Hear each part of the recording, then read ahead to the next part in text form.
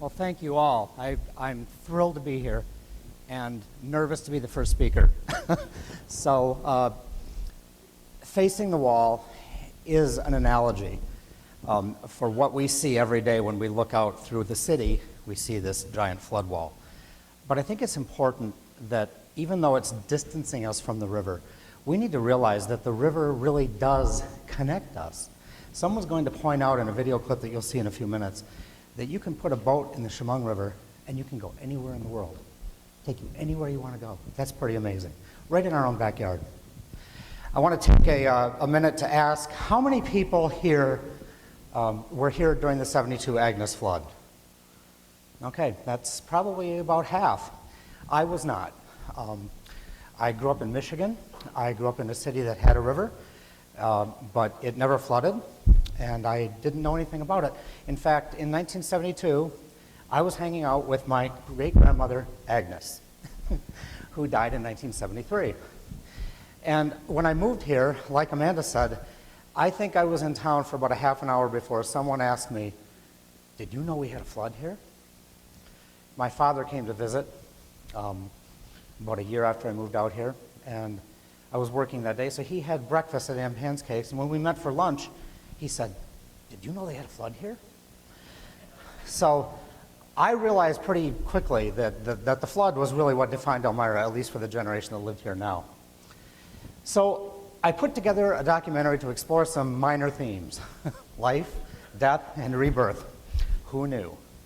And I wanted to examine these ideas and see where it led me, and it actually led me in some really interesting directions. So I want to show a short video clip. This is the introduction to the documentary, and it'll kind of set the theme for the rest of the talk. The Chemung River, a 45-mile stretch of water flowing through the glacial hills of upstate New York, a major trade route for Native Americans and early European settlers, the engine of economic growth in Chemung County for over 100 years, the inspiration for Mark Twain's Huckleberry Finn, a source of commerce, recreation, and beauty for centuries. But there's a darker side to living near such a powerful body of water. With its incredible beauty and utility comes equally incredible destructive power, and with that power comes fear. Our attempts to control this power have often failed, and the memories of these times remain strong in the minds of those who lived through them. This is the story of Elmira, New York, and the river that runs through it. A river that helped give birth to the city, fueled its economic growth, inspired its artists and writers, and defines the city in a way no other single object or person ever could. It is a story about the city's struggle to recover from the lingering devastation caused by the flood that continues to influence its development to this day. And ultimately, it is a story about the positive steps being taken to view the river as an asset rather than a liability. Nearly 40 years after unspeakable devastation, Elmira is finally facing the wall. Elmira, New York was literally formed by the Chemung River that runs through it.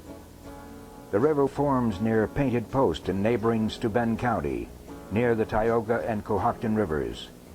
The river was named by the Iroquois.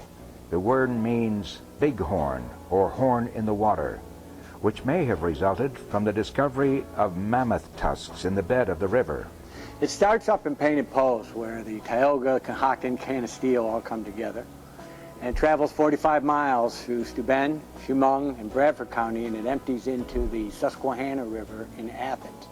From out here in this river, you can actually put in a boat and get to the Chesapeake Bay, which gets you to the Atlantic Ocean, which means this river can take you anywhere in the world.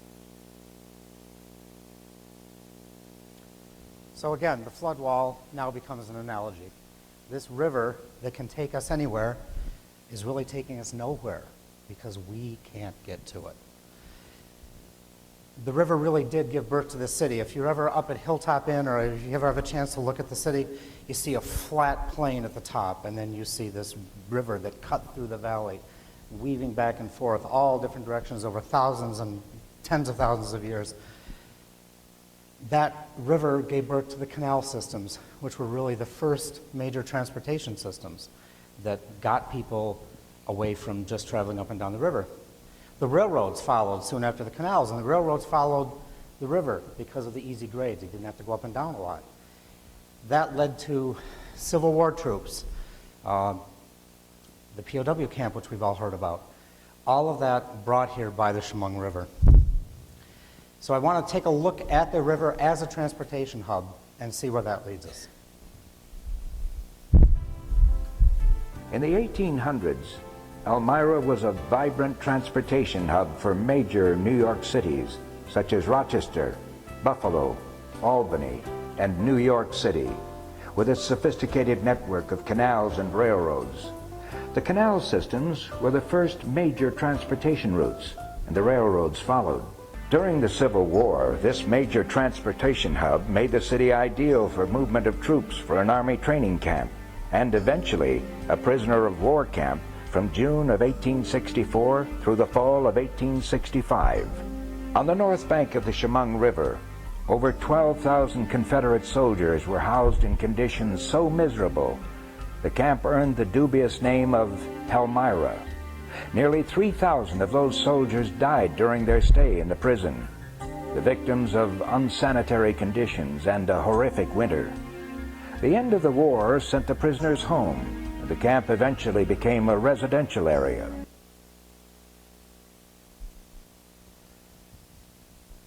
Despite the wall, despite the dams that have been put up, despite all of our efforts, you can't control rivers. The Chemung River has been subject to cyclical flooding almost since its history, before any of us even know about it. But really on about a 20 to 30 year basis, you could expect that river to crest and flood. There was one flood called the Pumpkin Flood. The reason it was called the Pumpkin Flood was because it happened in the fall, the river came up, washed all the pumpkins out of the field, and they went floating down the river. In 1946, a flood affected Elmira and Binghamton. There was one death in Elmira. But the big one, the one we all know, the one we all remember, 1972, Hurricane Agnes. This was the event that would forever change the city. So we'll take a look at another clip. Tropical Storm Agnes was the Atlantic's first tropical storm and hurricane of the season in 1972. A rare June storm, it would become the most devastating of its kind up to that point in history, killing 129 people on the East Coast and causing $1.7 billion in damages. From June 20th to June 24th, the storm poured an estimated 1/4 the volume of Lake Erie on the East Coast. Instead of heading up the coast and out to sea, however, the storm stalled over northern Pennsylvania and southern New York. At 4:30 a.m. on Friday, a dike in nearby Painted Post broke. 4 other dikes breached. Water rushed towards Elmira and eventually breached the city's dikes and levees at 8 points. Twice the volume of water from the 100-year flood of 1946 rushed through the city streets. City streets became raging rivers. Residents scrambled for shelter and watched helplessly as the waters relentlessly poured over the flood wall like an invading army. Though there was no loss of life in Elmira, the effects of the storm were felt the hardest there. The waters completely covered the downtown area. The newly completed Chemung Canal Trust Company headquarters, opened just weeks earlier, now had 6 feet of floodwater in its line. If you really want to get a sense, if you weren't here and you really want to get a sense of what the river, what that flood did to Elmira, spend an afternoon watching that footage. You can ask my wife. It was not a pretty sight when I came home that night. What happened in post-flood Elmira, of course, is a long and complicated story, and depending on who you talk to, you may get a lot of anger and a lot of bitterness. Certainly there was a declining population, no question about that. In the 70s, the population of Elmira was declining. We had lost our commercial base, a lot of factories, a lot of industry had moved out of town. There was this new thing called a mall, and even the downtown Izzard store was moving there. Had an economic downturn. Urban renewal meant tear everything down and put up a glass or a flat building. It certainly didn't mean historic preservation. So it was really a second perfect storm, and it led to a very complicated recovery for Elmira. Many of the buildings that once lined the river had been neglected over the years, and the flood was the final nail in their coffin. They were not in great condition. They were regarded by many as an eyesore, especially on the riverside of the buildings. In addition, changing demographics and shopping patterns were already affecting cities like Elmira. A new type of shopping center known as a mall had recently opened in nearby Big Flats, New York, and even the venerable Izzard's department store in downtown had a presence there. Instead of rebuilding, many businesses chose to close their doors, relocate, or simply abandon the city. After nearly 2 generations, Elmira had seen only minor progress in downtown renovation. Plans came and went. Ideas were drawn up.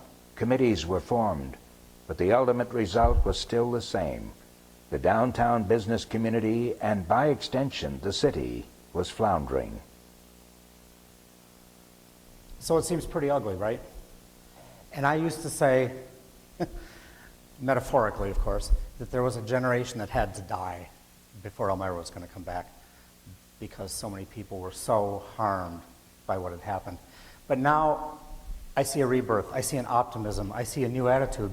Events like this certainly couldn't have happened 10, 15, 20 years ago. We finally have access to the river. You couldn't get to the river from the city without really going through some crazy steps, and some of them weren't very safe. And now there's a boat access and river access. There are new businesses. When I was doing this film, there were 8 new businesses that opened on Water Street while I was doing this film. There's a new attitude, and now the river is really seen as the focus rather than the enemy. So I want to talk a little bit for a minute about looking forward. We'll take another look at a clip.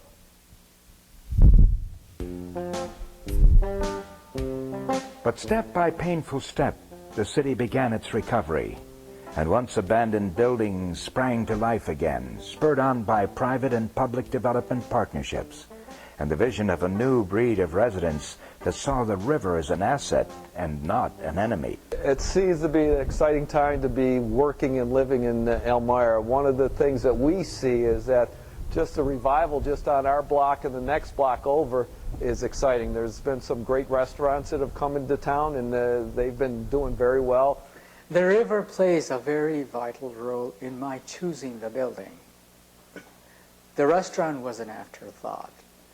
The building I liked because of the river. So the river is what drew me to the building. Even the aging railroad trestle that cuts through the heart of the city got a facelift in the summer and early fall of 2010.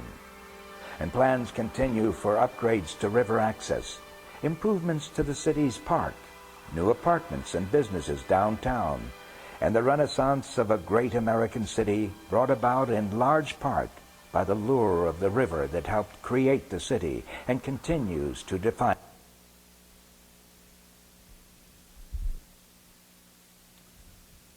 Okay, I'm an optimist. Might not believe that if you talk to some of the people that know me, but I am an optimist at heart. And I know this isn't going to be easy. And I know that there's a lot of pain and a lot of misery still associated with that river. But I see such potential. And I know that in most places in the world, the river is where development starts, and it is the beginning of things. It is life. It is renewal. It's all those cliches, but it's so much more. It's so beautiful. And I struggled with a way to end the movie, to end the documentary, and find a way to say that.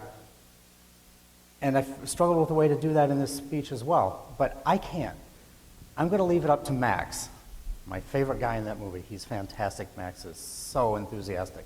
And I'm going to let Max have the final word, and I thank you all for coming today and for listening to me talk. One day there's going to be a park. One day we're going to walk along the river.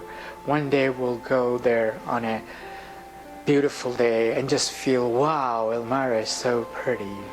It has beautiful skies and a beautiful river. I don't know when that day will come, but I think we can make one step at a time. We can go towards that direction. Elmira, New York is finally facing the wall and beyond.